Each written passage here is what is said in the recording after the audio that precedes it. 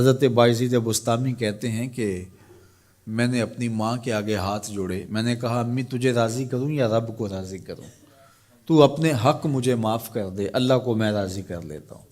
ماں نے کہا جاؤ پتر میں اجازت دیتی ہوں۔ گئے جنگلوں میں ذکر و فکر میں لگے رہے، تنہائی میں اس کو یاد کرتے رہے، دن رات ذکر کے چراغ روشن رکھے۔ 12 سال گزر گئے حق کی تلاش میں۔ ایک دن واپس بستام کے قریب سے گزر رہے تھے، خیال آیا چلتے چلتے ماں کو سلام کر جاؤں۔ دروازے کو دستک دینے لگے تو اس خیال نے ہاتھ روک لیا کہ ساری زندگی ماں کو سکھ تو دیا کوئی نہیں، اب دکھ بھی کیوں دینے لگے ہو؟ رات کا ایک پہر بیت گیا ہے، سردیوں کی لمبی رات ہے، ماں بستر میں لیٹی ہوگی، تیرے لیے اٹھے گی، دروازہ کھولے گی۔ دروازے کے ساتھ ہی لگ کے بیٹھ گئے اور ساری رات کاٹ دی، اس خیال سے کہ ماں کو تکلیف نہ ہو۔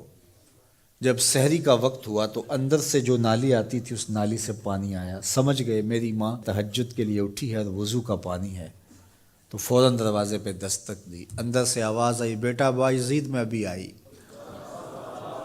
مائیں بیٹوں کے دستک کے انداز سے جان لیتی ہیں یہ کس بیٹے کے ہاتھوں کا لمس ہے۔ 12 سال کے بعد آئے، دستک دی، کہا بیٹا بایزید میں ابھی آئی۔ ماں کی تو نگاہیں ہی دروازے پہ رہتی ہیں۔ اللہ اکبر۔ کہتے ہیں کہ ماں نے دروازہ کھولا، 12 سال جنگلوں کی خاک چھانتے بیت گئی تھی، پراگندہ صورت، بکھرے ہوئے بال، پھٹے ہوئے کپڑے۔ میری ماں کی جب نگاہ میرے پہ پڑی تو اس کی چشمان سے موٹے موٹے آنسو ٹپکنے لگے، اور اس نے ایسے ہاتھ پھیلا کے کہا مالک میرا بیٹا بایزید تیری طلب میں نکلا تھا، تو نے ابھی تک اسے اپنا قرب نہیں دیا۔ حضرت بایزید بسطامی کہتے ہیں 12 سال کی ریاستوں سے جو کچھ نہیں ملا تھا ماں کے اٹھے ہوئے ہاتھوں سے مل گیا۔ میں نے کہا مالک میں تجھے کہاں ڈھونڈ رہا ہوں، تو کہاں موجود ہے؟ تو ماں باپ کی رضا اللہ کی رضا کا دروازہ کھولتی ہے۔ جن لوگوں کے ماں باپ ناراض ہیں اور وہ جا کے پیر صاحب کی خدمت کرتے ہیں، اور میاں ماں کے قدم چومو، باپ کی ٹانگیں دباؤ، ان کی خدمت کرو، تمہارے پہلے مرشد وہ ہیں، ان کو راضی کرو، پھر کسی شیخ کامل کی صحبت میں آنا، دیکھو کیسے دل کی بند کھڑکیاں کھلتی ہیں۔ ایک مرشد تو ناراض کر آئے اور دوسرے مرشد سے تمہیں کیا ملے گا؟ تو راستہ یہیں سے کھلے گا۔ والدین کو کبھی ناراض نہ کرو، والدین کو کبھی دکھ نہ دو، والدین کو کبھی تکلیف نہ پہنچاؤ، اور والدین کو بھی چاہیے کہ اپنی اولاد کو اپنا نافرمان نہ بنائے۔ ایک بزرگ فرماتے ہیں کہ مجھے برابر 30 سال ہو گئے ہیں کہ میں اپنی اولاد کو کوئی حکم ہی نہیں دیا، کوئی حکم نہیں دیا۔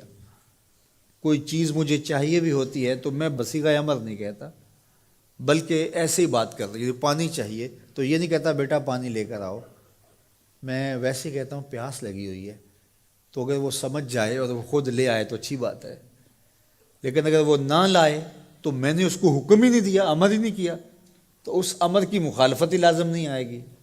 تو کہا 30 سال برابر گزر گئے ہیں، میں نے اپنی اولاد کو حکم نہیں دیا کہ کہیں وہ میری نافرمان نہ ہو جائے، چونکہ اگر وہ نافرمان ہو گئی پلے کچھ نہیں رہے گا۔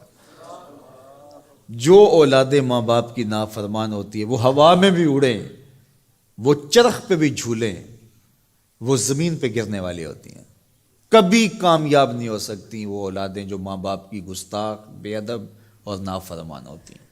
وہی اولادیں سرخرو، کامیاب اور کامگار اور بامراد ہوتی ہیں جو ماں باپ کی خدمت کرتی ہیں، ماں باپ کی دعائیں لیتی ہیں۔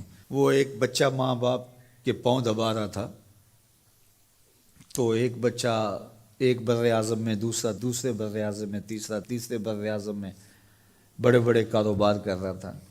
تو کوئی اس کا دوست ملنے آیا، اس نے کہا کہ اس نکمے کو بھی کہیں بھیج دو، فلاں جو ہے وہ یورپ میں ہے، فلاں امریکہ میں ہے، وہاں اتنی بڑی کمپنی اس نے کھولی ہوئی ہے، اس نکمے کو یہاں بٹھایا، اس کو بھیج دو، یہ تو نکمہ کسی کام کا نہیں۔ کہا یہ نکمہ ہی تو میرے کام آ رہا ہے، کہ نکمہ ہی تو میرے کام آ رہا ہے۔ تو اولاد خوش نصیب ہے کہ اپنے ماں باپ کی خدمت کرے، اور ان کے ساتھ حسن سلوک کرے۔